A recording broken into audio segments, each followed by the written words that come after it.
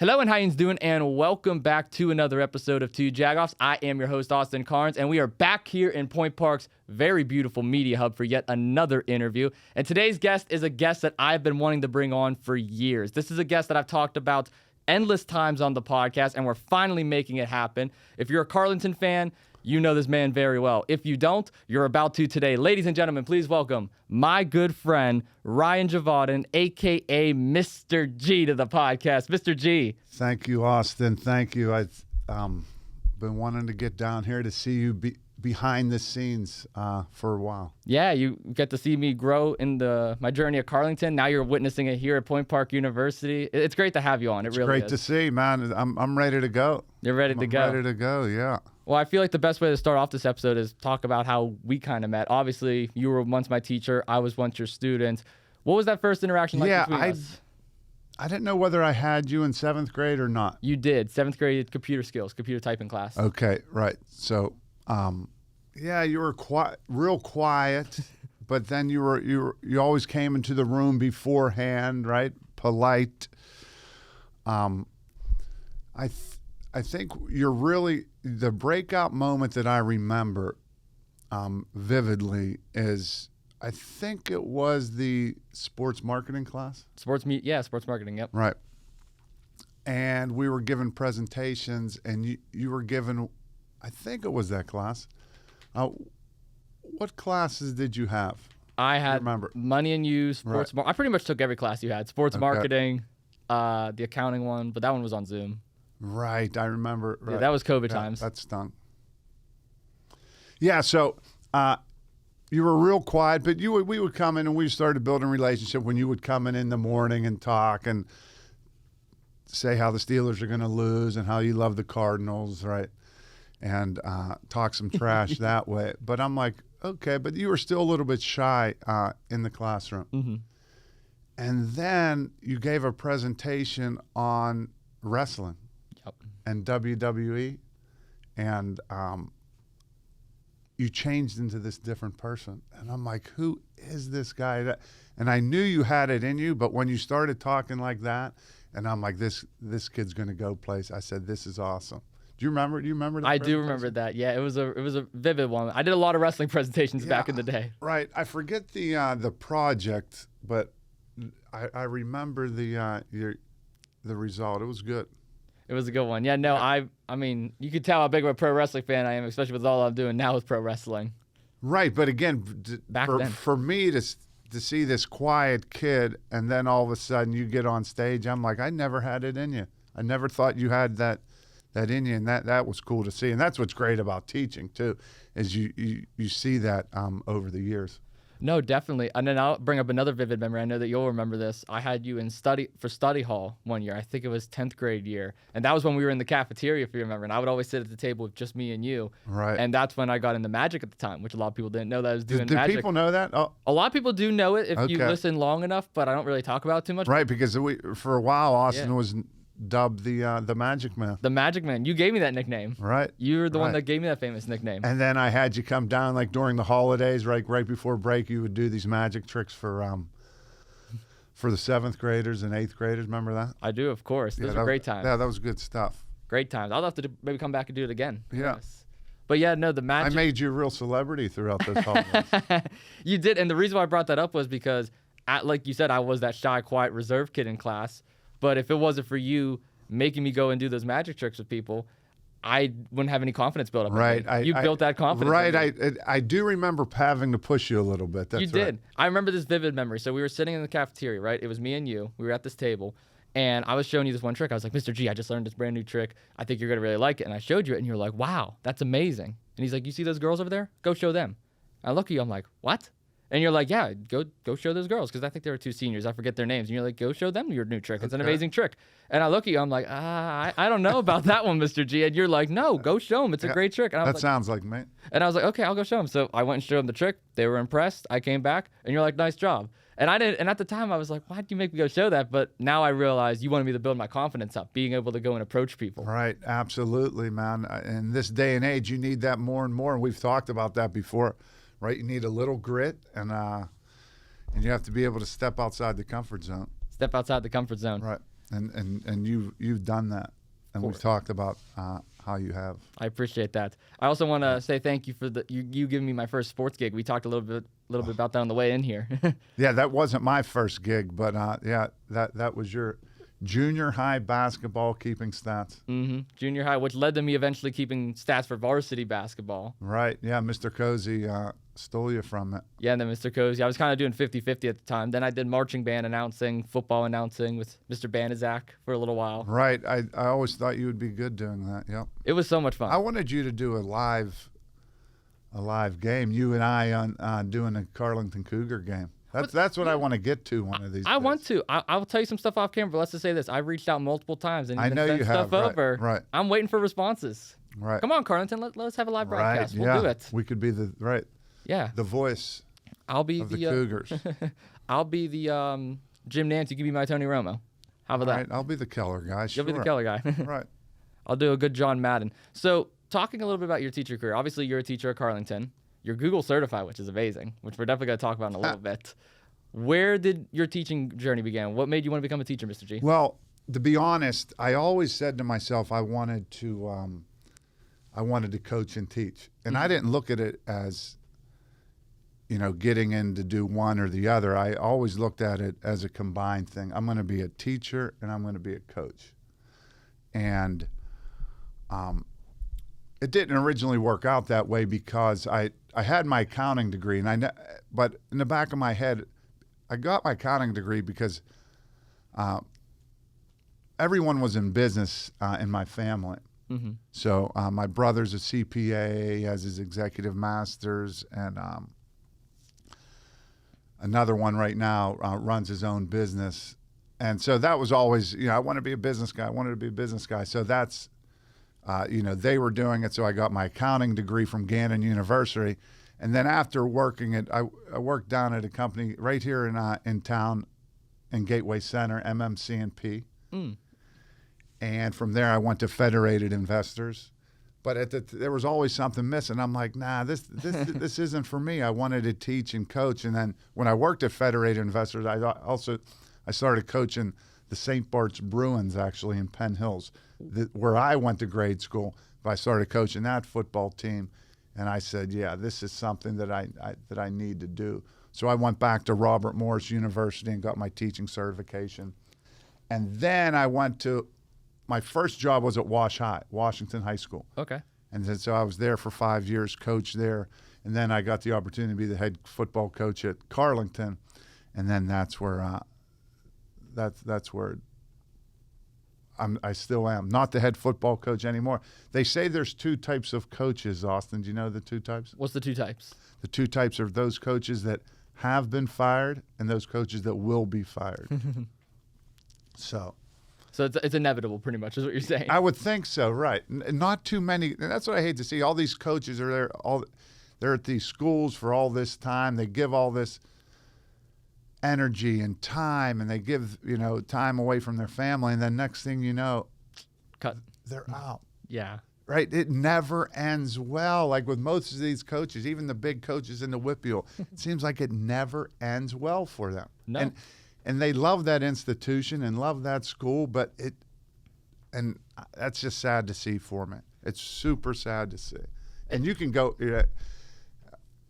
again, like how many people leave at how they want to, and that's not, that always rubs me the wrong way, I guess. No, definitely. Was there ever a preference in what you did? Was it coaching? Was it teaching? Was it a little bit of both?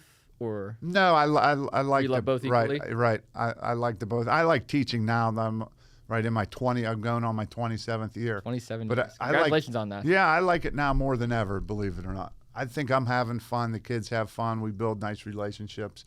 We have a passion for teaching about money and how to spend money and how to make money and how to retire a millionaire, even if you don't have a lot or make a lot of money. So I really have a passion for teaching about that. It's all about that. And I'll tell you what, your class is actually one of the most interesting ones because your classes aren't just necessarily like core classes like English or math or whatever. You're doing more of the electives, more of the classes where you're going to take something and actually apply it to your real life. And that was always my biggest critique of high school, not just Carlynton, high school specifically, was a lot of the stuff felt like filler. You didn't necessarily need to apply it to your real life. Right. Your classes, though, I've learned so much that I have applied to it. Well, right. And now you says, hey, well, why do I need? I have Grok. I have ChatGPT. I don't even know anything, right? So I try to give them, more project-based assignments, more real-world application. But, some kids buy into it, some kids don't. Because I still have the one poster that we made in your one class, the one with the deck of cards. It's on the door of my bedroom still. I don't know if you remember that. Yeah, I don't even know if I teach that class anymore. Right. That was one of the application classes. Yeah, it was. Yeah, good stuff. Good stuff. Good stuff. And you learn a lot from those classes too. You're able to really take some of those skills, like the money stuff you brought up. Like, I mean, as someone who, I had no clue what about a credit card, how to write a check or anything. You taught me that. Right. You did. Yeah, everyone thinks credit cards are bad, but they can actually be a good thing if you use them right. If you use them right. Right. And properly build your credit score, yeah. Right. And not only credit score, but with all the perks you get, right? Use your credit, put it on your credit card. Just make sure you pay it off. Of course. Now, I know that you're also Google certified. There's a lot of different Google certifications that you have. Can you explain that a little bit? I always thought that was interesting. Right. And that's when I got into the technology. It's been cool because when I first started teaching, there wasn't much technology. Then this technology boom came apart of education, and I was fortunate enough to be out of the classroom for a few years, and I assisted other teachers with the use of technology, and that was through Classrooms for the Future. It was called CFF. I don't know if you were around for that, but that's when all the whiteboards came into the class. Okay. Right. Then from there, Mr. Loughran and I, our principal, we had an opportunity. We applied for some grant, some Google grant, and we got it where him and I went out to California to tour Google and spent a week out there. We ended up getting. Were you around when we got all those Chromebooks? I was around. Yeah. Yeah. When I was on the fire truck dressed up as Santa, then we were passing. That was out. you dressed up as Santa? Yeah. I didn't know that. Yeah. Well, I had a Santa hat on. Right. That was Google Claws at the time. Google Claws. Yeah, but we were lucky enough to get 300 Chromebooks donated to the school. And we just tried to create some excitement with that. And then from there, it really took off. Now with COVID, next thing you know, every school's 1-to-1. Of course. Where if you looked at 10 years ago or even 5 years ago, 1-to-1, schools tried to get there. Now COVID kind of forced every school to do it. Right. Yeah. So we just jumped in with 2 feet. You got to adapt. You got to adapt on the fly, pretty much. Right. So it's been good. So I learned a lot since I started too, and with the technology, with the getting Google certified and teaching those classes have been cool because, like you said, it's worth it. It is. It's worth it, and you'll use it, and all that information's applicable. Exactly. You're able to apply it to whether it's your job, whether it's your personal life, whether it's your long-time career. Right. I mean, I got to ask you this: in the almost 27 years that you've been teaching, what's maybe the biggest lesson you've learned along the way? Don't take yourself too seriously, right? Have some fun in the classroom, right? Try to make kids laugh and, share your story with them too.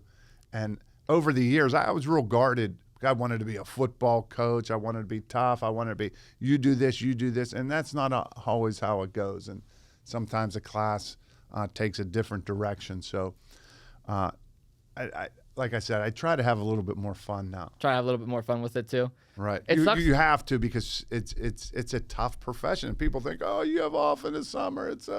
But it is a tough profession.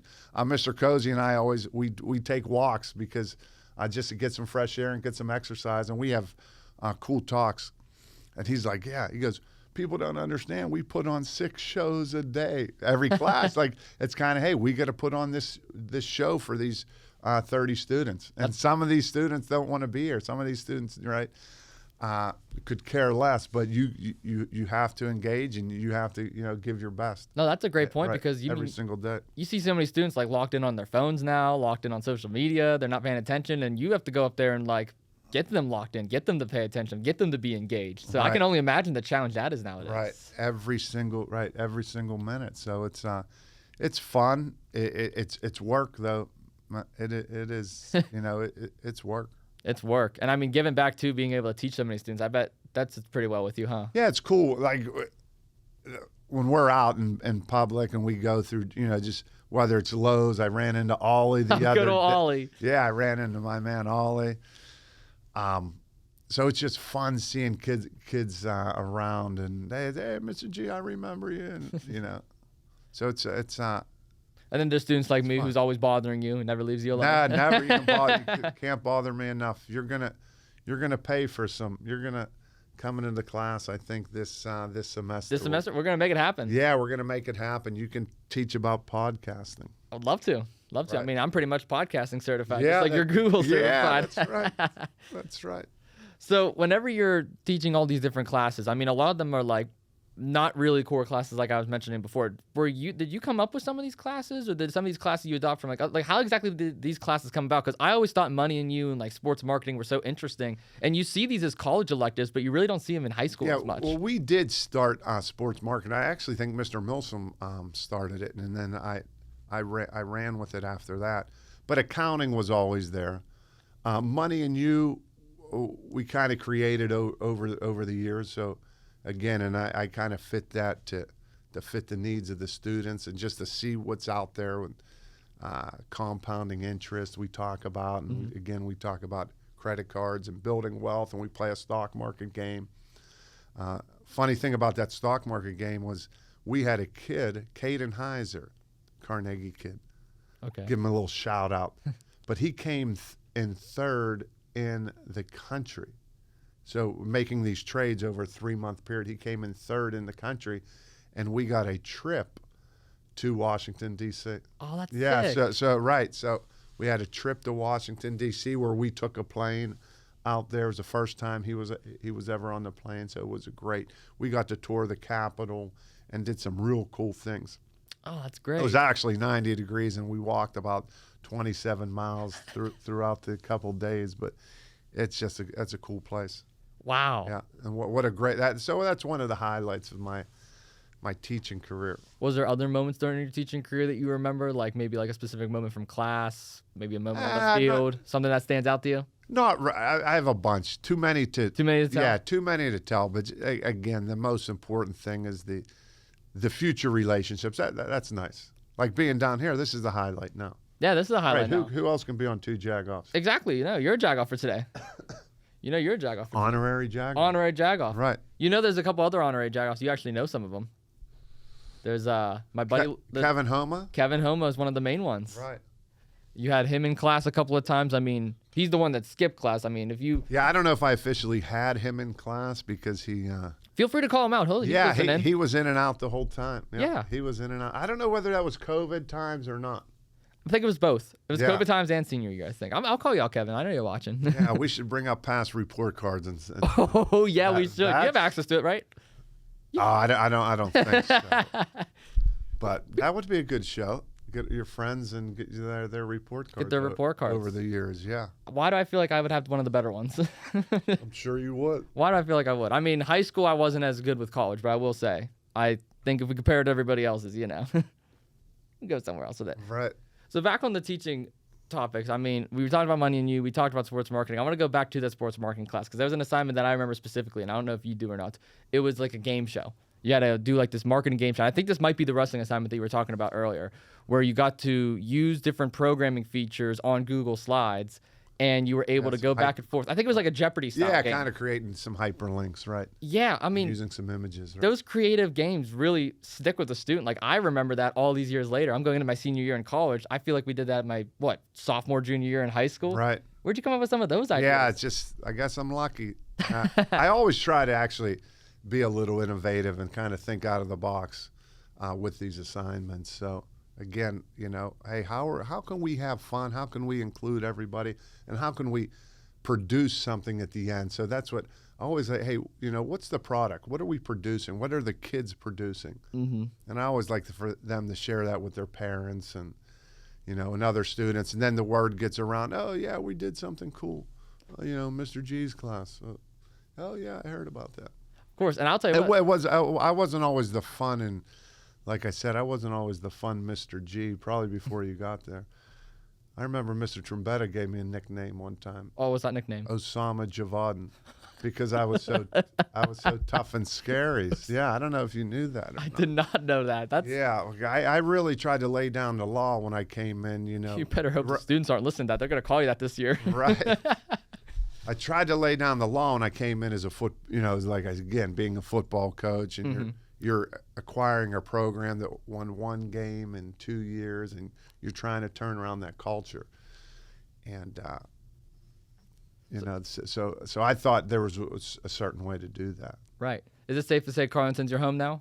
Oh, and they're the longest. Yeah, I'm gonna. I have 5 or 6 more years, I think, and hopefully I'll end happy.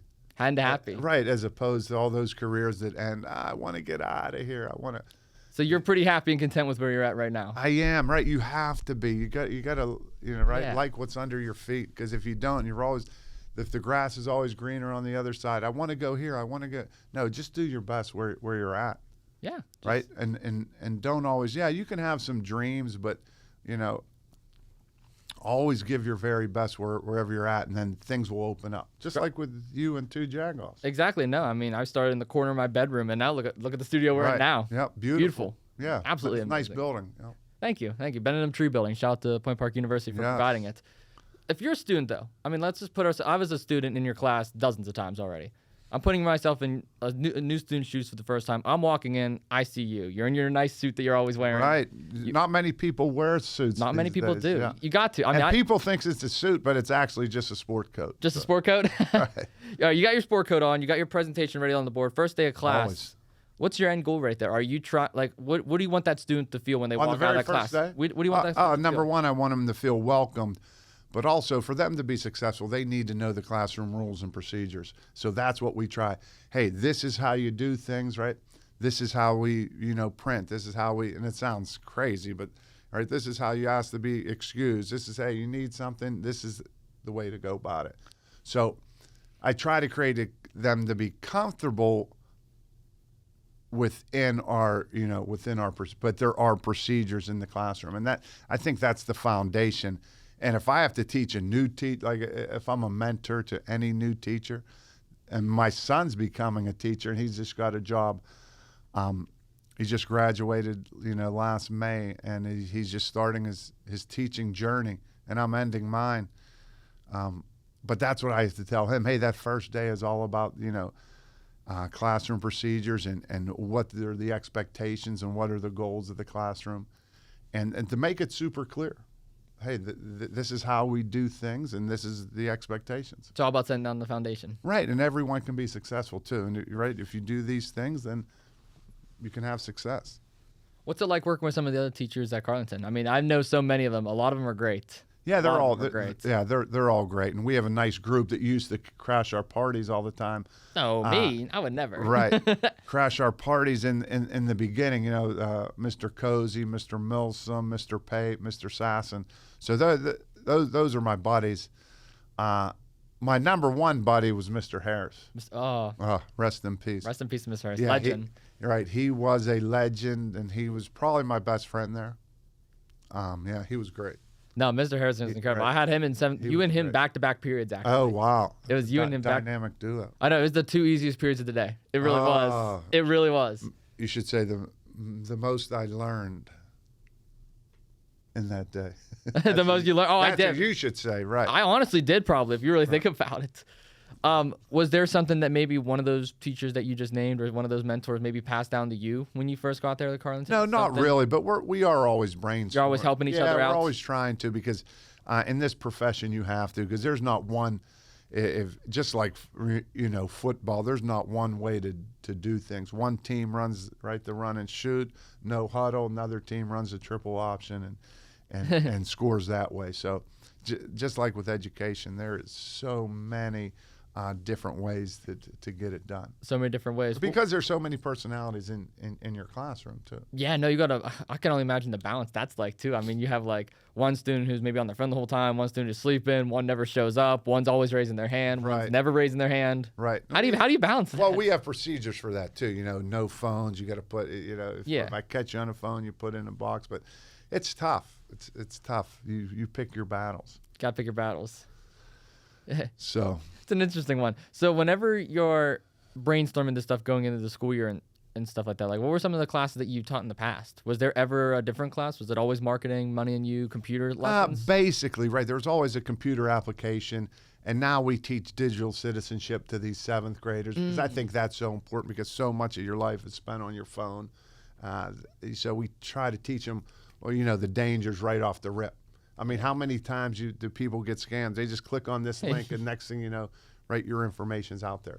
So those are the things we teach the 7th graders. And then 8th graders a little bit more computer applications and how to get it and use all the software. But then there's always accounting 1, accounting 2, money and you, marketing, business law is another one that we teach. Oh, business law, yeah. Yeah, we taught business law where I have 5 or 6 attorneys come into the class. So that's pretty sick. Yeah. Is there like, I'm trying to think of the best way to word this one. Is there like, whenever you're teaching like these typing classes and whenever you're teaching these business law classes, you're laying that foundation out early on. You never had to worry about ever teaching a math, ever teaching a history, any of those kind of classes? Like these. Oh, no, because I'm certified in, right. So you're in your own little bubble. Right. So and that's the way it works in the state of Pennsylvania is you have to be certified in certain subjects. So my certification is a little bit different. It's called Business, Computer, and Information Technology. And under that BCIT certification, you can teach certain classes. So they couldn't give me a math class. They couldn't give me a history class. Okay. So pretty much you get to teach all the fun classes. Well, right. And that's kind of why I went into it as well. I was, again, with my background being in business, and it makes sense. That's great. And I mean, Carlynton, you've been there for a while. You've done a lot of coaching in other places. Yes. What a great time. Right. I coached it. After my 6 years at Carlynton, I don't even know if you know this, but after my 6 years at Carlynton, I took 1 year off from coaching, and then I coached at Mount Lebanon for a year, and then I coached at Central Catholic for 5 years. Was lucky enough we played in 3 state championships. We won 1.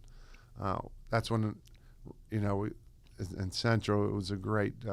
There's a lot of kids in the pros now. DeMar Hamlin we coached. Love DeMar. Yeah, DeMar, Kurt Hinish who played for the Texans. Okay. Yeah. Rodney Thomas, who plays for the Colts. So all those guys. This long snapper for the Bengals, Adamitis.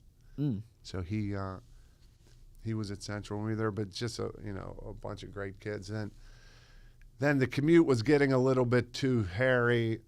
It's not bad getting down to Oakland, but getting back to the South Hills, I hated that commute. So I did 5 years there. My kids were getting a little bit older, and they were getting involved in a lot of things. So I took a year off, and then I finished. I went. Bob Palco called me one day and said, "Hey, can you? We need some help." So it was around the COVID time, and my son was a little bit older. I think he was a junior at the time. So I said, "Yeah, well, I'll give it a try." And like so Bob Palco? Yeah, or? right. So I coached. Okay. I coached with him for a year when he came back to Mount Lebanon. The year before, they won the state championship. Wow. In Mount Lebanon. So. So I coached for that year. Then I knew one of my sons would be in a quarterback battle. And they were going into their junior year. That's the year they won the state championship. And I said to myself, I don't want to be in a community where dad's coaching and his son is the quarterback. And because he was like I said, he was in a battle. It would have been it was a competition. And I didn't want anyone to say, hey, he's the quarterback because his dad's coaching. So I took a step back and I said, you know what? I'm not going to coach. I just let those guys have fun because I was tough on them. And it worked out for them. worked out. I have one son now playing at Case Western. He's a linebacker, and I have one who's a quarterback at Mercyhurst. Oh wow, really? Quarterback at Mercyhurst. Yeah, so it's pretty cool. They just won Division I, and their schedules, they play Youngstown State, Montana State, South Dakota State, so they're taking these crazy trips. That is some Sacramento's State, too. all the way out to Sacramento State. Yeah, Wow. right, from Erie, right. From Erie's crazy. Right. So that's kind of my journey, and that's when I really, tried to have more fun in the classroom too at that point, because I kind of said my coaching career is over. Everyone always says you coach and you coach and you coach, and You never know that. right. I never know. But, Never say never. right. And then that's when right after that, coaching football. Next thing you know, I'm coaching middle school hoops, and that's when I hired you, Austin. You hired me. Number one guy. Right. You needed someone to BS with on the bus, let's be honest. Right. That was great. I think I laid into a couple of those teams too, didn't I? Oh, you did. You did. Yeah, I remember I screamed at a few of them. It was great because, I mean, you were laying into the teams and you'd walk over to me all angry and you'd be like, so how many timeouts do I have? I'd be like, 2, Mr. G. And you're like, thank you. And then you'd go back Right, over and keep yeah. going at it. And I was Yeah, like, we had a good team that we played some good games with Fort Cherry. Remember that? oh my goodness, legendary game. Yeah, that was good. That's when Matt Sig was probably who's now a recruit for Penn State, one of the top players in the Whitfield, if not the top. But he was I think he was in seventh grade at the time. Wow, yeah. And then Devontae was on that team and that group. Devontae Dean? Yeah. Yep. First ever guest in Two Jagoffs history, too, which is pretty crazy. Was in my classroom. It was in too. your classroom. Right. Yep. What an amazing moment that was. I didn't realize that. He's the first ever guest. First ever guest. I mean, we've had like my dad on before and like Lucas and stuff, but like actually like first standard interview like we're doing today. Yeah. Right. First one was in your classroom. Isn't that pretty Right. crazy? Yeah. And now we're in this amazing studio. And I'm the 24th. 24th. You're number 24. big number 24. Look All at right. that. Right. So I still find it crazy. You were under the tutelage of Bob Palco a little bit. Yeah, just for a year. Just for a year? Yeah, Okay. Yeah, just for a year. What was that working like? 'Cause So or maybe, yeah, I think it was a year or two, maybe. okay. Yeah, he's a legend for a reason. Oh, for Right? sure. Yeah, he's a I mean, we had his son Tyler on, and we were talking about his amazing coaching career. It was incredible. So. right. And what Coach Palco did is he surrounded himself with good people too. Well, it makes sense why you were there then. Makes sense why you were there. I don't know, -1, but he he knew the right people and the right combination, and he pushed those kids, and he wasn't afraid to coach them up. I think too many times now, coaches are afraid to say things because of parents or. Yeah. But he didn't hold back at all, and he gave them what they needed for sure. Now laid into it. So, yeah, so it was cool. It was a cool experience. What a legend. I do have one last question related to school, and then we can kind of move into some sports. I always thought this was so interesting about your class. Whenever I first walked in your room 7th grade, you had the really nice white MacBook computers. I don't know if you remember this or not. And yeah, there was only one Mac. Yeah, you were the only one that Right. had it. I wasn't afraid. You weren't afraid. I wasn't afraid. And then you had the really nice Chromebooks whenever we got all the Chromebooks. Because some of the Chromebooks were nice, some of them were a little And then you had like the really nice ones. How do you always get the nice computers? Is it because you know how to work your charm, your magic? Right. I don't know. I always thought that was so funny. Well, the Mac computers, no one else wanted to use them. So I'm like, oh, what the heck? Keep them in here. So I'll have them all the time. So because we only had 30 of those MacBooks, and then we got away from the MacBooks and went to all Chromebooks. Right. It was a technology class, so we kind of needed some too. Is it all Chromebooks still now? Every student has one. All Chromebooks. So like no Dell, no Windows, nothing like that. We do have a lab up in the shop. You ever seen the shop? I have to. Yeah. We've been in the shop. Cool. Yeah, so we do have a lab up there where there's some beefier Apple computers. Beefier Apple computers. Yeah, where people can do some video editing and things like that. But I don't know how much we take advantage of it. No, we'll have to definitely look at it a little bit more. Right. See what we can do. See what we can do with it. So something that I know that you mentioned earlier in the episode was your love for the Steelers, my love for the Cardinals, and I am the biggest Cardinals fan out there. Actually, I'm expecting pretty good things this year. I'm not gonna lie, Kyler Murray's there, Marvin Harrison Jr.'s there. We got James Conner, Pitt guy, by the way, is gonna be there. What's your expectations for your team this year? Let me ask you a question first. Ask me whatever you want, Mr. G. Right. Would you rather Okay. the Pens win the Stanley Cup, the Steelers win the Super Bowl, or the Pirates win the World Series? Oh, Pirates win the World Series easily because it's the only one I'd never seen in my lifetime. Oh, good. It's the only one I've never seen in my lifetime. I don't care for the Steelers, but I've seen them win a Super Bowl against my team. I've seen the Penguins win 3 Stanley Cups in my lifetime, and I've never seen the Pirates even make it to the World Series. So easily Pirates. Right. That would be my guess too. That would be what I would want. Imagine just 7. Plus, it's not one day, right? If you're in the World Series, right? Could be. Yeah. Could go on 2 weeks. It could. 7 games. It's a big party. You have any expectations though for your team this year? For the Steelers? Yeah. Nah, I think it's going to be interesting. Obviously, right? With Rodgers at the helm now, I really didn't want him. I was one of the Yingzers or Jagoffs that says, "Hey, let's just ride with Mason and let's see what he can do," because we don't know. Right? I don't know. Like, did we need him? Did we not? Now that he's here, I'm like, yeah, let's go. Yeah, why not? Right? And I always think that, do we really know what Kenny Pickett would have done? Do we really know what Justin? Like, we got rid of Justin Fields, and I don't know. Like, I just want to know, like, what can these guys do? Because again, we got rid of Justin Fields, and we don't even know if he's good or not. We'll find out week 1 when the Steelers play him. Right. Steelers play the Jets. He's probably fired up with that. Probably. I mean, my biggest critique with Mason Rudolph was like, Tomlin got rid of him to begin with, went to the Titans for a year. And then he comes back, and Tom was like, yeah, I could see him being our starter. I could see him being our franchise guy. Well, if you saw him being your franchise guy, why'd you get rid of him in the first place? That still didn't make sense to me. Yeah, but it's wild how these guys think. But again, being a coach and having that background, I always try to give them the benefit of the doubt. Mm-hmm. So if they saw something in Justin Fields that he could have, I mean, he was here for how long? 2 years? 2 years. Right, and he had some starts. So that was enough body at work, I guess, in practice every single day that they saw him, that they said, nah, he can't do it. Or even giving up on Kenny, right? They obviously, they watched him. We only see him on Sundays, but they see him every single day. Mm-hmm. So they must have, they obviously have their reasoning on it. Something got to be a little deeper. You never know. Right. From that coaching background that you have, I mean, kind of relating to Mike Tomlin, you think he's the guy going forward? I mean, we saw the Penguins get rid of the coach. We saw Pirates get rid of their coach. Steelers next? Nah, I'm a Yinzer. If it was up to me, right, Chuck Noll would have been coach for 30 years, and then Bill Cowher the next 30. So I'm born and bred. Just it's not the coaches. It's not the coaches. Right, it's the players. Not at all. Pirates got a new coach, Point Park guy, Don Kelly. Right, buddy. Yeah.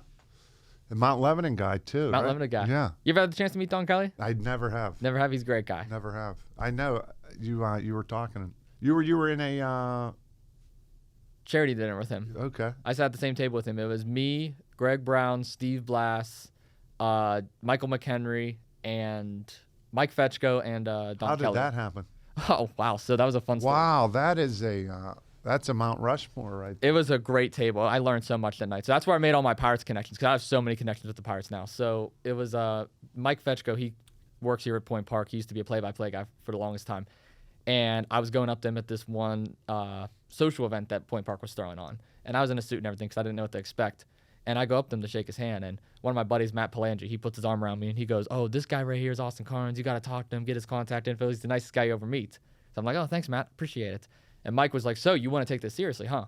And I was like, yes, sir. And he was like, let me give you my number. Let me give you my email. Reach out to me tomorrow. So I reach out to me tomorrow at noon. I reached out tomorrow at 11:59. Right. Wanted to be a minute early. So I reached right out to him. He responded within minutes. And he said, let's set up this lunch. I'm going to meet you down in the city, and I have a big opportunity for you, and I want to see if you're going to take it. I was like, okay. Just like that? Just like that. So I meet him down for lunch. All because you were wearing a suit, too. Oh, because I was in the suit, yeah. So I meet him for lunch. And he was like, okay, Austin, so Point Park's put on this big charity event. Students are not allowed to go. I can get you in, though. If you really want to be a broadcaster and you really want to work within the sports industry, my best friend Greg Brown is going to be there. Steve Blass will be there. All these different players, all these different donors within the Pirates organization will be at my table. I have one extra seat. Do you want to be my +1? I was like, yeah, please. Of course. Where was that at? It was here at Point Park. It was right at the Pittsburgh Playhouse in this beautiful ballroom. And I get there, I'm in my nicest suit. I just went out and got a brand new suit literally for that event. I had the green for Point Park. I had a nice black tie. It was an all black suit. I had my nicest dress shoes on. And I go in there, and one of the interns that was also working with Point Park, I knew her. So she brought me in, introduced me to Mike. I met Greg for the first time. And I had the chance to sit there for 2 hours picking the brain of Greg Brown, Steve Blass, just getting to know the business, getting to learn what it's all about. They just seem like good dudes. They're great dudes. And Greg gave me I have Greg's phone number now, so I could reach out to Greg anytime I wanted to. We just had coffee recently. Steve Blass is a legend. I'm hoping to get him on soon. Don Kelly, I've spoken to him a couple of times since. He's great. It's just so cool seeing how giving they are. And that's how that opportunity came. And just like that. Just like that. Right, just like that. You were in the right place at the right time. Mm-hmm. Right? Dressed up, not afraid to talk to people or shake people's hands. Nope. Be a man of your word. You said you were going to do something, you did it. And that's what I tell these kids that I teach. Like, it doesn't take that much, right? No, just do it. Just do it. Just put yourself Right, out there. Just do it. And so many kids. And again, I got to give don't credit want to. to you and some others along the journey for that. Because if you really think about it, if it wasn't, I always go back to If that it wasn't magic for that story. magic If trick, it wasn't right. for you making me I go up to- forgot about that too. I'm glad you brought that up. Yeah. If I didn't go up to those two girls and showed them a trick that I probably forgot how to do now, I wouldn't have been able to talk to Greg Brown and Don Kelly. Right. Speaking of magic tricks, I was at a golf outing recently at Pete Dye in West Virginia. It's a nice course, big to-do outing. But one of the holes, they had a magician there. I bet you thought of me, didn't you? Of course I did. And I said, if Austin could do this trick. So he had me pick a card out. Okay. You know, he had me shuffle this imaginary deck. And I was doing it. He goes, okay, pick a card out of there. Like an imaginary one, like nothing. Imaginary, nothing. Okay. And me and another guy that was in our foursome picked this card out.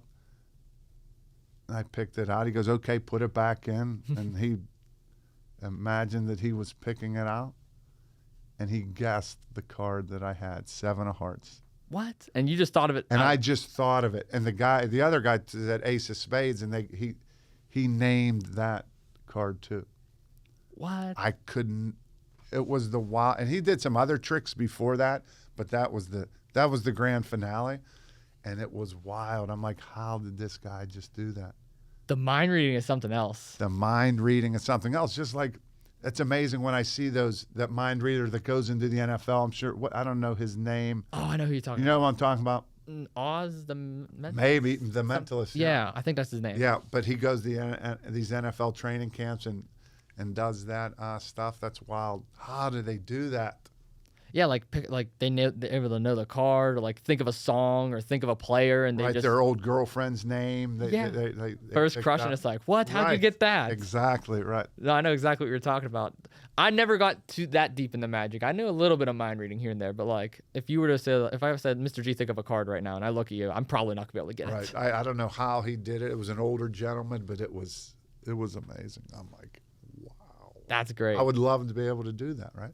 And that's exactly why I started doing it, because I saw them do it on TV. It was America's Got Talent, and I'm like, I want to do that. Right. And then I started watching Penn and Teller, and then I bought a book, and then I read that book. I read it twice, and I taught myself some tricks, and went from there. That's neat. That's neat. It was I like anybody that teaches themselves something too. Like somebody plays piano. How'd you learn? Well, I just watch YouTube. just watch YouTube, watch Right, tutorial. Right. Anything. Right. They say if you want to be an expert in anything, you just put 3 hours a day towards it, or 2 hours a day, and you can become an expert. That's a great point you bring up, and I relate that to my current career. So I'm doing a lot of broadcasting, like play-by-play and wrestling. I watched it. You watched a little bit last I night. can't believe you made me watch that. Yeah, that was wild. First of all, what'd you think of that before I tell you my story? What'd you think of the whole atmosphere of 880 wrestling? I don't know. I was trying to look at the fans in there to see, well, like, who watches this stuff? I remember wrestlers being big. There's some skinny guys and fat Bigger guys throwing each other around. I'm like, oh my, dressed up in these little tights. One dude had like Zubas on, crazy pants. Yeah. That was wild. No, but That was wild. I don't know if I'll watch again, but please feel free to send me those links. I like to listen to you. I appreciate it. Do you have a take that you use? Like a demo reel? Mm-hmm.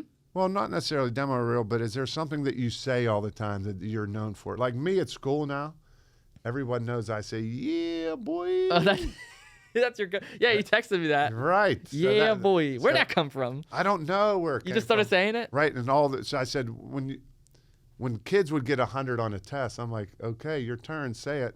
And they say, yeah, boy. So it's just something fun that we do. And I don't know if I have, like, a cadence is pretty much what you're saying, like a go-to cadence. Yeah, or like raise the Jolly Roger or anything. You don't have a go-to phrase yet. I've noticed I say down he goes a lot, like whenever they get slammed. I noticed that, but right. You also, what else did you say yesterday? He threw him over his shoulder like yesterday's garbage. Yesterday's trash. Right. I thought that was. And the one wrestler, some guy named John, he had a bunch of marks on him from his Canadian wrestling match he had like a night before. And I was like, it's nice to see. It was nice to have a front row seat watching some guy named John with his Canadian scars. If you know, you know. And that one went over pretty well. Down he goes. Down he goes. Yeah, down he. I had a little Pittsburgh. So I have the whole school saying, "Yeah, boy." All of Carlynton saying, "Yeah." Yeah, we gotta get you a T-shirt to have under your sports jacket. They know what it is. Yeah, and that's right. That's another one that I say. That's right. That's right. I remember you saying that one all the time. Right, but yeah.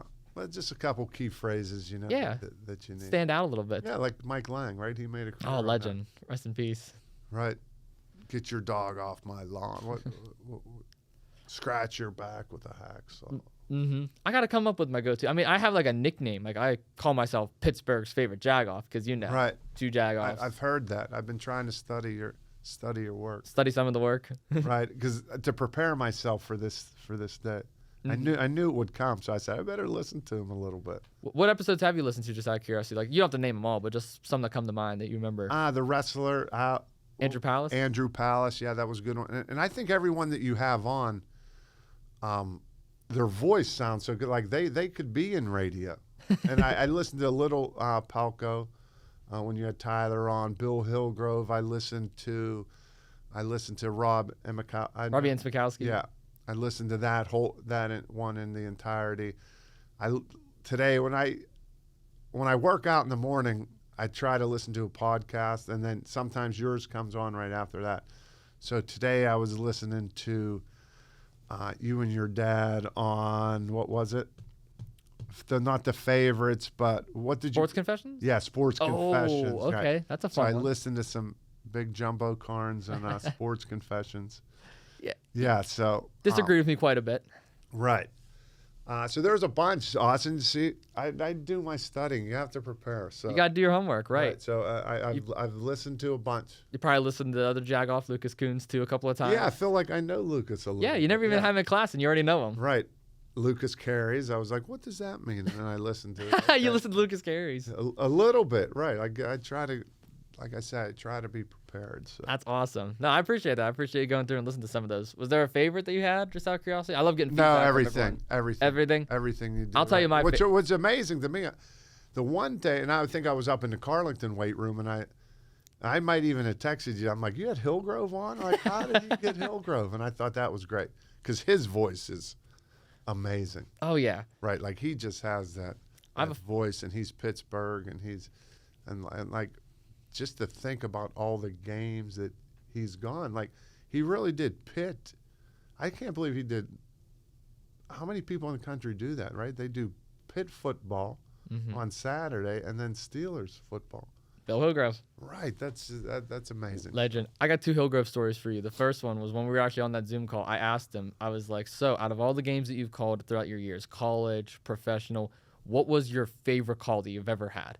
And again, Bill Hillgrove's career lasts 40, 50 years, 50 plus years, because he's still doing it, which is crazy with Pitt basketball. And he told me, of course, this had to be the call. 2009, Steelers versus Cardinals, Santonio Holmes, Right. 2 tap touch in the end zone. And I look at him on the Zoom call because, it's Bill Hillgrove. I want to be as professional as can be because that's a legend right there. And I look at him, I'm like, you know what, Bill Hillgrove? That was an amazing call, but I just want to let you know you broke 9-year-old Austin's little heart when you made that call because I'm a Cardinals fan. And he had the biggest laugh in the world. How did you ever start rooting against the Steelers? Fans. And my dad. I blame my dad mostly. My dad is the one that made me hate Steelers. Because he loves them so much, or what? Because he's a Chiefs, he's a Chiefs fan. He's a big Chiefs fan. But why would, right. I don't understand that. So you guys were just at training camp. I did see some pictures. We were at training camp. Right. Neither one of us were in Steelers gear, though. Right, which surprised me that you were even there, but... I was in a cowboy hat, I think, because I was at camp, so I just went right over from camp. Right. But no, I was just there just because it was free tickets, and our camp is 15 minutes away from Latrobe. So it's, okay, right. So it's literally right down the road, and my dad got us free tickets. He was like, hey, you want to go? I was like, yeah, why not? So we went over to training camp. But yeah, that's fun. I'm not a Steelers fan. I never liked Ben. I never liked the team. I never liked the organization. I never cared for the fans. I just never was a fan of them. I've grown to like them over the years. You're a Jagoff. I am a Jagoff, exactly. Right. Pittsburgh's favorites. I do like the Pirates, unfortunately. I don't like the way they run, but I love the Pirates. Penguins is my go-to. Pitt, Pitt football is my. But your dad roots for the Steelers? Nope, never. No, I root for the Steelers. Nobody. So you guys root for. Mom does. Nope. My mom says she does just because they're the home team. Right. But she could really care less. She was wearing an Eagles jersey during the Super Bowl, so you never know. My sister's a Packers fan just because of Carlynton colors. Oh, there you go. Yeah. Green and gold. Bella's a Green Bay fan. Right. I'm the Cardinals, obviously. You're Steelers. But you know me, Mr. G, I don't even really care about the Cardinals as much as I do now. I'm a big Pitt football guy. Pitt football is where it's really at. That's my go-to. I saw you go-to. at the stadium a few times. Yeah, that's my go-to. I'll be there again this year. They have Notre Dame coming up. They have Duquesne coming up. Duquesne. Yeah. Miami's coming to town. That's awesome. Louisville. Yeah. A lot of great teams. Pitt went 7-0 and then 7-6. And then they lost to Toledo in the one bowl game. Yeah, I remember. Holstein threw 4 picks at the end of the year in one game. Right. Nate Yarnell. We had to. Right. Is Yarnell still there? Yarnell is not. He transferred. I forget where he went. Yeah. I know BYU? No, not BYU. I know that too. It'll come to us as soon as we get off. I already know it. No, and here's the other Bill Hogarth story for you. I don't know if Pitt's told you fun this. Pitt's, I'd rather go to a Pitt game than a Steeler game. I agree. Actually. Yeah, Pitt games are just fun. People are more friendly. It seems like college atmosphere. Oh, college And again, it's not a college campus. I get that, but I just think Pitt games are more fun. Pitt games are more fun. What's your favorite sports out of all of them? Do you have like a favorite? Like I know there's Penguins, Steelers, and Pirates here in Pittsburgh. Do you also pay attention to like the NBA pretty in depth? Nah, not really. I'm a bandwagoner. You're a bandwagoner, right? So during the playoffs, I'll tune them in. So I'm assuming you're rooting for T.J. McConnell then in the Pacers. Of course, right, Pitt guy. Of course. So, but mainly the Steelers and the Pirates. Mainly the Steelers and the Pirates. Right. Okay. So I have one last sports-related question before I get into the fun questions. But Lucas Coons could not be here today. You know that. He's the other coach Jagoff, and he wants me to ask this question to everybody. If you listen to the interview, I know what you're going to ask. You already know what I'm going to ask. Yeah, what's your favorite restaurant? What's the go-to restaurant, Mr. G? No, Come on. And I asked my wife this. I was like, they're going to ask me what's. We're going to ask you. Right. It's the go-to. Right. See, you did your homework. You're the first guest that knew what I was going to ask. Right, of course. Everyone looks at me like I'm crazy. Like, oh, what the hell's what is he going to ask me? But I'm a teacher. I'm prepared, right? Okay. I'm prepared. So I would say I'm not a big. First of all, when you go out, that's expensive, right? It's too expensive everywhere. It's amazing, and I like to cook. You might not know that. And my wife and Chef Gevaudan. Right, we're good cooks, and we like to cook. So we don't go out too often, but we do. When I go out, maybe like for a happy hour, when there's a special or something, have a drink and have a sandwich. But I do like Alexion's. Okay. Yeah, and I do like the Ellie's where you and I went. Ellie's is really good. So I like places like so more local places you like that. Yeah, and again, Permani's. Not that that's my favorite, but you can't go wrong. Can't go wrong. I'm more of I'll go in for a sandwich or something, but. How picky of an eater are you? Does it matter? No, my kids are a little bit, but I'm not. You're open for pretty much anything. Is there a preferred food that you go for? Like if you're sitting down at a restaurant right now and you're like, okay, what's the go-to? Like, what are you in the mood for? I'm a burger guy. So. I love steaks. Steaks, okay. Yeah, like a good ribeye. I think I perfected on how to cook one, but it's tough, right? Ribeyes are my favorite, right? And I'm a pizza guy too. Oh, who can't go wrong with pizza? Who isn't? I'm a college student. That's kind of what I'm living off of right now is pizza. Right. Is there? So you cook a lot at home too? Is there a favorite meal you like to cook with the family? Yeah, we cook sauce, chicken cutlets. Again, steaks on the grill, and I just got a Blackstone, so we. Invite me over. That sounds good. So we do a little hibachi on the Blackstone, cook up some fillets, and so we get after it pretty well. I always tell my kids they're spoiled. We spoil them because all the good food that we have, and I don't like this. I'm like I learned this off Mr. Banzak. He would say like I don't serve bad food, so you can't say it's bad because I know I cook good food. So just eat it, right? You have two choices: eat or not eat. That's what I tell my kids. Yeah, just eat or not. That's incredible though. Right. Homemade hibachi sounds amazing. Yes. I need that now. Got a little fried rice action. Little fried rice in there. Right. It's good. little yum yum sauce. I don't know if you're Yeah, familiar with that. Yeah. of course. That's Bella's go-to. Oh my goodness, Bella has an entire jar in the fridge of it. The yum yum sauce. Yeah, it's like the size of a mayonnaise jar. Like Right, it's yep. massive. I'm like, my goodness. I mean, I don't. It's okay. It's good. It's not my go-to. Right. You know me, Mr. J. I'm a burger guy. I'm a plain burger guy. You're with the plain pop. Jane. I'm plain Jane. That's the way one of my sons is, who's the quarterback up at Mercyhurst. He doesn't like condiments. Like the dude's never. Like no ketchup, no mustard. No, he like eats a hot dog plain. I'm like, this is unbelievable. And then, right? How can you eat like he eats a burger but no condiments? My oldest son, he used to have ketchup buns. He never used to eat the hot dog and just ketchup buns. Just 2 buns of A ketchup. bun and with ketchup. I'm like, are you kidding me? What did I raise here? That has to be it. So you're telling But me not anymore. Now at least he has a hot dog, or a glizzy, as people say. a glizzy? They call them glizzy. That's the term now. Yeah. Right. We should know that. I didn't expect you to say that, but that's a good one. Yeah. I'll be honest. I have to keep up with all these terms, being a teacher. So.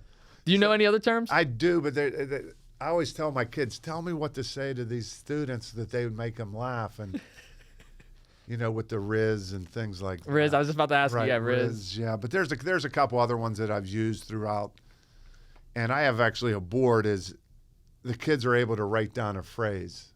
like they're like Gen Z terms on it. Right, exactly. So I have a board now in my room that has these terms that I try to plug and play when applicable.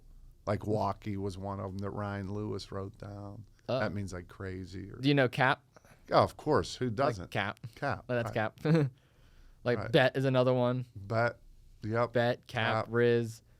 I try not to use those words because I don't understand most of them either. As Right. crazy as that sounds, I really don't. I mean, I use cap. I'm It not keeps gonna lie. me young though, right? It does, yeah. It keeps me young. You gotta admit though, some of them are a little out there. They all are, right? Skibbity, I think, is one of them. Right. Yep. I don't know. I still don't know what that one means. No, To be honest with I've you, never used it, but I've heard people say it. Right. Wow. Yeah, there's a lot of them out there that are, and again, it keeps me young, so it's fun. Yeah, it keeps you young, able to engage with the class a little. Yeah, bit more. before I wouldn't, think that I could use that to my advantage. Now I do. Okay. Well, I want to end off today's episode playing a little bit of a game, and you've listened to Two Jagoffs, so you know we do game shows on the podcast. We're gonna play a fan favorite. And I might agree with your dad. You're not paint, because he didn't like the paint. The paint? The paint colors. The colors of Lucas? The color game. I'm not going to give you colors. Lucas ain't here. Don't worry. I won't give you colors. Yeah, but because I don't think your dad liked that one either, did he? what about like the fuzzy wuzzy brown and the tickle me pink? Exactly. Random colors. Right. You've heard some of those segments before. Lucas, Can you believe that? Right. yeah, he drives me up a wall with have. that. He Right. does. Because Lucas will pull up the most random. I don't know how he comes up with them. Right. I guess you can just go to Lowe's and get those Yeah, just be like, paint excuse. strips. Yeah. Yeah, can I get a hay bale yellow wall color Right, palette? yeah. Like, I don't know. But no, the question I was going to ask you is actually a Pittsburgh related question. I have a STBC for you. It's a start, trade, bench, or cut. I'm going to give you 4 things. Start, You got to start one. trade, Trade. bench, or cut. Yep, or cut. And I think this will be a fun one. I don't know if you've been to all 4. I hope you have for the sake of this. I'm going to give you some of the stadiums here in Pittsburgh, some of the classics. We got PNC Park. We got Acrisure Stadium. We got Highmark Stadium. And we've got PPG Paints. All right. So those 4. Those 4. And you get to choose whatever you want, however you want to go about this. You're going to You can start only one. use it once. Only Start. use it once. One's getting started, one's getting traded, one's getting benched, one's getting cut. You're the GM here. GM Gevaudan. I'm going to start PNC Park, Okay. obviously. Most beautiful ballpark. I'm going to cut. Mm-hmm. You could cut, yeah. Right. Trade, bench, cut, whatever order. Can I do them in just one for each? One for each. So, yeah, started. PNC's already getting started. Right. So yeah. that's my So start. if this is your imaginary roster, PNC Park is your go-to. That's the one you're Right. starting here. Which makes sense. I agree. I would also start Right. PNC. It's obvious. And I would cut Heinz Field. Oh, Acrisure. Acrisure. It's gone. I would. I just thought when they made it, it was like Three Rivers, when it was there, it was like the cookie cutter of the 70s. And when they built Heinz, I thought it was just the cookie cutter of the, 2000s? Yeah. Right? When was it built? And, I just... Wow. I never... A lot of people are upset about that because like Pitt used to play up on Cardiac Hill and then steal Right. Three Rivers. I would love for Pitt to... Yeah, I was at the last Pitt game at Pitt Stadium. Oh, were you? Pitt Notre Dame, yeah. I think my dad was too, actually. Pitt won. It was fun. And then trade. Yep. So I have 2 left. You have trade and you have bench. So one of them you can keep on your bench, and the other one you can trade away. Oh, so what are the other ones? Start and cut. So you. I know, but what? Sorry. You start PNC. You already cut Acrisure, so you have PPG Paints and Highmark.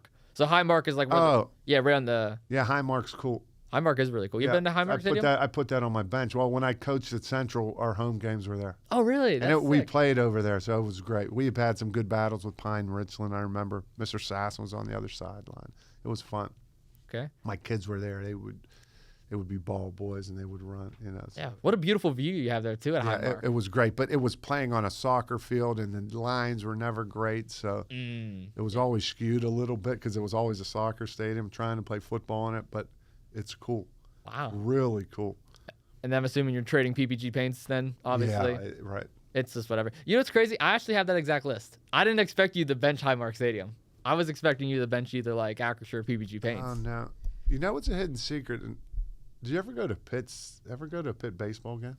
I have not, but I've been to their field. Like, I know where it's at. It's cool. I've never actually been to a live game there. Yeah, it's cool. It's a nice. I know the broadcaster pretty well, though, Jason Earl. So yeah, you should. Right. Yeah, we've been. Go to a game over there. It's neat. I'd have to. Yeah. No, I'll tell you what, I've called games at Highmark Stadium, and they are amazing because Point Park plays their soccer games there. That's right. So I've been up in the broadcast booth for there. I've done Riverhounds games. I just hyped up the crowd, I think like a week or 2 ago. I was actually on the field because I know the MC pretty well. Kyle Archer. He's a Point Park guy, too. How many people go to those games? I'm not a big soccer guy. But I'm not either, but I'll be honest. It was packed. Right. It was packed there. They do a pretty good job. There's a fan base for that, yeah. right? They got so many kids play soccer. You figure it, right? I mean, that's. Yeah, they got their women's soccer team now, the Riveters. They got the ultimate frisbee team that plays down there, the Thunderbirds, which I didn't even know if you knew that. Wow. Yeah, they have 3 different teams that represent. I didn't know there were professionals. I didn't either until recently because I know the GM for them. So they're a pretty big league now. And then PPG Paints, it has a soft spot for me because that's where wrestling events are. That's where WWE comes to town. They go there.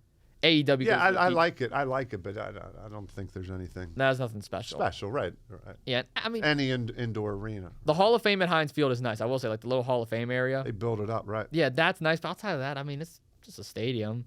When I went to Notre Dame for the first time and I saw their stadium and I compared it to ours, I was like, okay, this is just sad. This is actually on campus for Notre Dame, and then we have ours. Your dad was talking about that. Yeah, I heard that. My niece went to Notre Dame. Oh, really? Yeah, so I was up there a few times. Yeah, it's a beautiful down there. It's awesome. Beautiful, and Arrowhead's also nice. Been to Kansas City. There. I know you bought your dad the birthday. Yeah, that was senior year. I think I missed your. That was the only time I missed your class senior year. Oh, wow. Was that day because I was like, hey, I'm going to be out of town. That was one of the most thoughtful things I thought you could. I was like a kid. Most kids don't think like you, Austin, at that young age. That was. Well, when I found out that he's a Chiefs fan and he's never went to one, I was like, how the hell have you never gone and seen it? Because I've seen a Cardinals game before. How did you surprise him with that? Pretty good story. It was a surprise, right? It was a surprise. So COVID actually screwed me over. I was supposed to give it to him for Father's Day right before COVID. So what I did was for 9th grade year, my freshman year of high school, I started saving money. So all my allowance money, I didn't really get an allowance, but like anything Special that like my dude, man. yeah, Dude. Anything that I got from birthday, Christmas, if I made some money cutting grass, I would just put it all in this big envelope. I had this really big envelope in my room, and I saved a couple $1,000s just from throwing it in there. And I told my mom, I'm like, Mom, I'm gonna pay for the flight, I'm gonna pay for the hotel, the tickets, and then if we decide to go out to eat or Uber or whatever while we're down there. And COVID hits next year, and I'm like, shit, what am I gonna do? So I talked to my mom, and I'm crying. I'm all upset because I'm like, Mom, I was just about to take Dad to the NFL this year. They just canceled all the games. Like, what am I going to do? And she was, and she gave me the good idea. She's like, well, how about you write your dad a letter that you've been saving up all this money. We put that money in your envelope in his card, and then whenever COVID's over, you and him can handpick whatever game you want to go to, and then we'll go from there. And I've only seen my dad cry twice in his life. I'm sure that was a tear. Only seen him cry twice. Right. Once was at his father's funeral, and the second was when I gave him those tickets.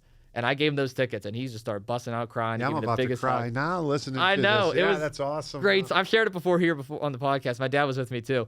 And, of course, he chose a Chargers game because he wanted a division rival. Right. He hates the Chargers guts. I got to see Justin Herbert, Joey Bosa. So it was pretty cool being down there, like near the field, talking to some of those guys. And, I mean, of course, the Chiefs lost because why wouldn't they lose the one game we decided to go? Right. But it was so good. My dad was like a little kid in the candy shop. I was like, here, give me your phone. I'm going to document this. So he's going around. I'm flash photographer, taking pictures. I got to enjoy the experience just because I was living it through with him, which was amazing. It was so cool. And I didn't know that the Royal Stadium was right next door. Like, they're literally that's cool. right there. Yeah, that's cool. Yeah, because I thought PNC and Acrisure was close. Like, no, they're like same parking lot. Right. Same parking lot. It's crazy Yeah, I stuff. wonder if he wore those Chief slippers that you bought him. Remember that? When I Yeah. saw him at Marshall's, I said, "Hey, there's some Chief slippers there." Yeah. I think he still has them. I think you went out and bought them. I did too. go out and buy them. Yeah. I totally forgot about that. That's Yeah, crazy. see You're that? the one that hooked me up with the cheap slippers. I think I even wrote in the card from Austin and Mr. G just to mess with him a little bit. He was like, Mr. G. I was like, yeah, left slippers from me, right slippers from him. All right. Awesome. That's great. Well, Awesome. Mr. G, I really appreciate you taking Yeah, the time we'll to come do it on. again in a couple of years. Yeah, Maybe just- when I retire. Oh, the retirement special. There you go. Come on here and announce your retirement from Carlynton. That would be great. Wow. 2 Jagoffs for host. I never thought about that. By that time, you'll be nationwide, though. They might not. Nationwide. Right. Yeah. Well, I did want to end off this episode with some good news. And I've shared this on social media. I don't even know if I told you this or not. So I figured this would be great so the audience can get to know it, you get to know it, and could send us home with this. 2 Jagoffs is actually teaming up with Point Park this fall. I've been working behind the scenes for the last 4 months on this. And we're doing a charity live podcast with Point Park. So you remember what Pat McAfee did with his big night out? Where he sold out people's paints? We're going to do something similar here at Point Park. It's going to be 2 Jagoffs live. I'm going to host it. I'm going to have a panel. We're bringing on Greg Brown, Bob Pompiani, a couple of Pittsburgh natives, Point Park alumni, and we're looking to raise about $300,000 to give back to students to help out with scholarships, tuition, paying off student loans, student debts. And it's going to be a fun night. I'm going to have my wrestling guys come in for it. Wow. We're going to have skits, segments. It's going to be here. Right here at Point Park University. It's going to be but what location? It'll be in the. We're still pending location. It'll either be in the Playhouse or one of the ballrooms, and we're going to set up like this nice stage. I get full creative control over this too, which is sick. I got to stream it to 2 Jagoffs. It'll be on their platforms. Congrats. 100% of the money does go back to students. We don't know the date yet. It's end of October. That's all I know as of right now. It'll be end of October. Of course, you get an invite as well. Awesome. Students get to come in for free, which is sick. They get to come and watch for free. Anybody else outside pays a ticket. And ticket prices, concessions, anything you donate while you're there, all of it goes back to students. And the coolest part is about this end of the show, there's going to be a donation bin where you can vote as many times as you want. It's like $1 or $2 per vote. And the end off 2 Jagoffs, I get punished. So it can either be I get pie in the face, maybe I don't know, go through a table. Seems to be a theme. That seems to be a little bit themed. People want to do that to you for some reason. What, hurting me? Yeah, they want to throw a chair at you. They want to. I got hit with a hockey stick yesterday. Right. Yeah, it sucks. Why do they want to do a nice guy like yourself? I don't know. But the wrestling community appreciates it. I got 2 jobs off it, so I'll take it.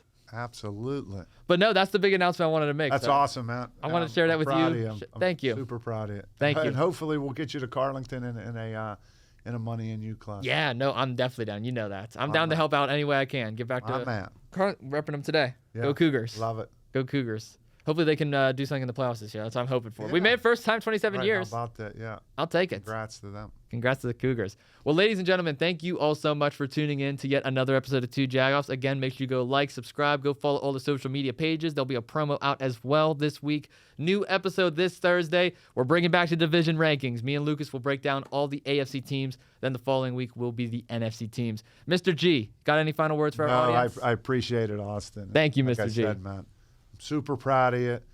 It's amazing, and I knew that one day in class, this kid's going to be special. So keep doing what you're doing, man. Thank you, Mr. G. I appreciate it. Thank you so much, and thank you all again so much for tuning in. Until next time, we will see you all in the next one. Thank you.